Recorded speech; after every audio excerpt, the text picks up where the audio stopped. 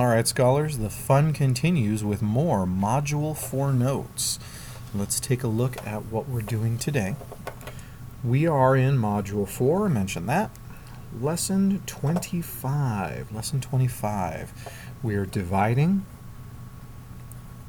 Wait a minute. Dividing. We've been multiplying for so long, 20 plus lessons in. Finally, we're going to start dividing with fractions. Now, this is going to start very similar to what we did before. You're going to see some tape diagrams, we're going to break some things up, but ultimately, dividing fractions is very similar to multiplying them. But I get ahead of myself as usual. Dividing whole numbers by unit fractions.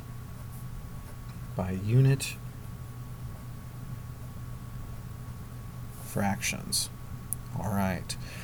This is again lesson 25, so we need the Roman numeral 25. That's going to be a 10 plus 10 more is 20 plus 5, 25. All right.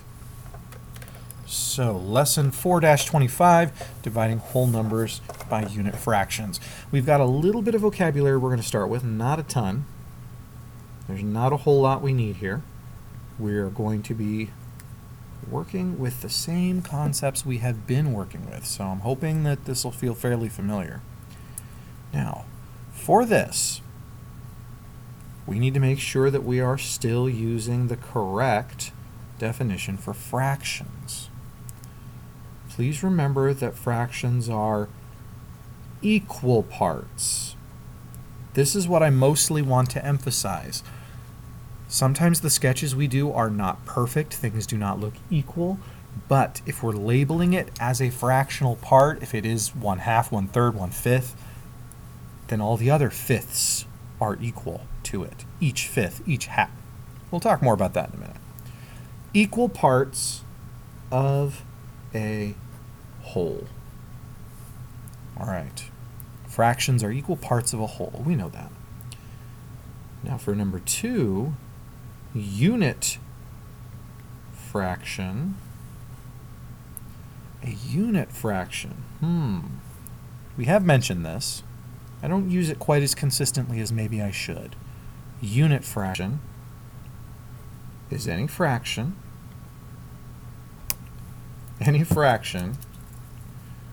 with a numerator of 1. Numerator of 1. Okay.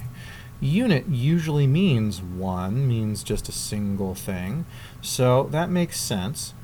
A unit fraction is any fraction with a numerator of just 1. Just 1. Let's zoom in a little bit. There we go. Okay. We'll be using a lot of unit fractions today. In fact, those are the only fractions you'll see in this lesson. So let's make sure that we're clear on that part. Now, once we have those definitions in place, let's explore a bit. We're going to start with something pretty basic. We're going to take one whole. So on your paper, please just go ahead and draw one rectangle. Now again, like I said a few minutes ago, it doesn't need to be perfect. We're going to do our best. Whatever. That will be our 1. Okay. Now, if I want to divide 1 divided by 1/2, I'm going to do something a little bit like this. So I'm going to start, I guess I'm going to start by drawing an arrow because, man, I love drawing arrows. I'm going to take that original 1. So please pretend with me that this rectangle is exactly the same as that one. I am going to say 1 divided by 1/2. So remember, when we're dividing, we're trying to divide either into this number of pieces or we're dividing into groups of that size. Well, I will divide and see how many halves there are. So I'll cut this up. Here's 1/2. Here's another half. So that equals 2 halves. 1 divided by a half, divided by halves, we'll get 2 halves. Now let's try a different number. I think most of us are probably okay on where this is, but let's make it a little bigger. Let's say we have 2. And this time I am going to ask you to draw 2 rectangles. So not a regular tape diagram yet. Don't worry, we'll get there. For now, just draw 2 rectangles that are as close to the same size as you can make them. Does not have to be perfect. I am going to take those 2 and I'm going to do the same thing. I'm going to say 2 divided by 1/2. Okay. So here's my first rectangle. You can see they're getting a little smaller. It's okay, just pretend. Okay. Try to fix it. So here are my 2 rectangles. I'll make that one a little bit bigger, because again, they do need to be as close as possible. Don't need it to be perfect, but since you're all staring at mine, I'll fix it up a little bit. Okay, 2 divided by 1/2. We're going to do the same thing we did before. We are going to split each of these into halves. Here's a half. There's a half. There's a half. There's a half. So, how many halves are there? 1, 2, 3, 4.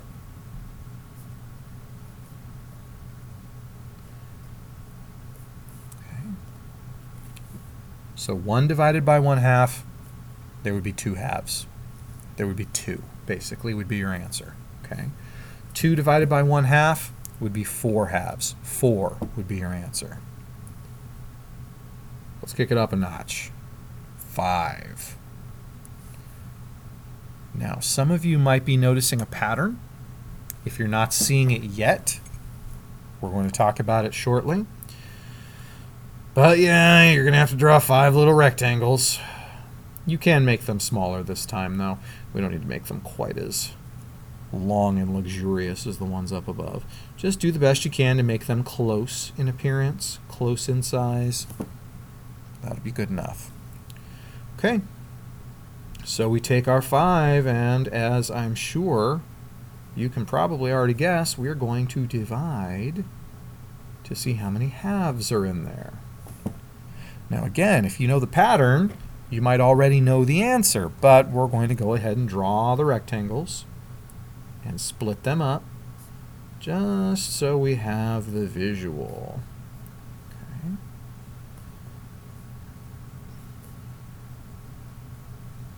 Don't think I closed that one. There we go. Okay, so there's my 5 rectangles.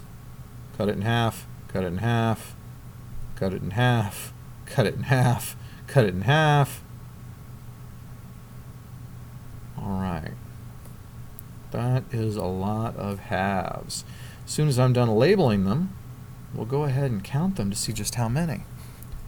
1, 2, 3, 4, 5, 6, 7, 8, 9, 10. 10 halves. That's kind of a lot. Okay. Now, we're not going to draw any more boxes right now. Sorry for those of you who are enjoying it. What we are going to do is take a look again at this pattern. There are 2 halves. There are 2 halves in one whole. Okay, that, some of you are like, duh. Next one. There are 4 halves in 2 holes. Okay, 1, 2, 3, 4. There are 5. Wait a minute, Mr. Andre.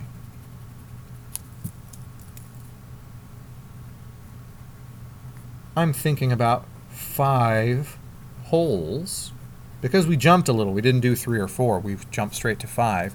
But there are not 5 halves in there. How many halves did we say there were?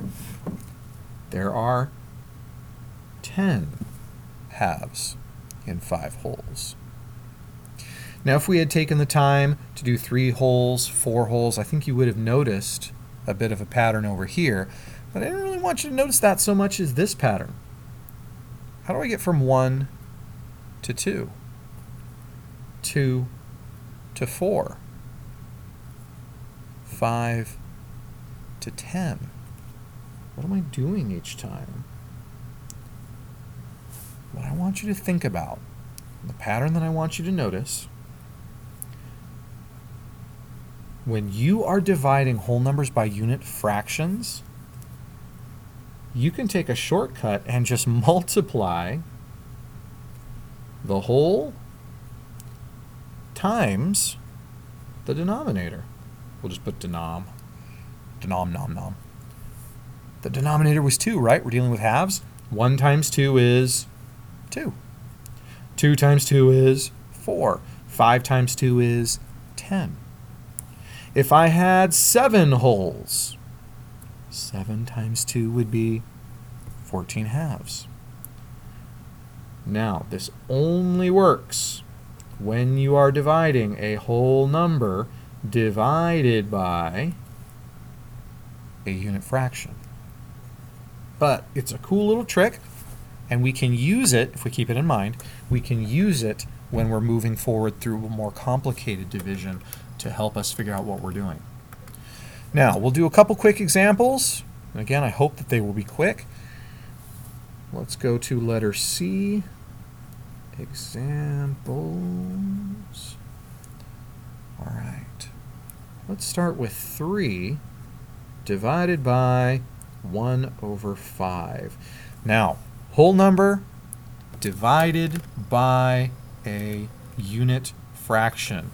This means we can use our little trick. We can multiply the whole number times the denominator. Remember, I could sit and draw the 3 rectangles, and I could break each one into 5 pieces, but why bother? 3 times 5 is 15. Picture each of those 3 rectangles has 5 pieces. 5, 10, 15. Do it again with some weirder numbers.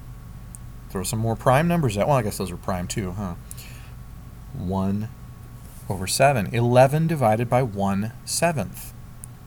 If I drew 11 rectangles, split each one into 7 pieces, 7 equal pieces, there would be a total of 77 little sevenths, just like there were 15 fifths.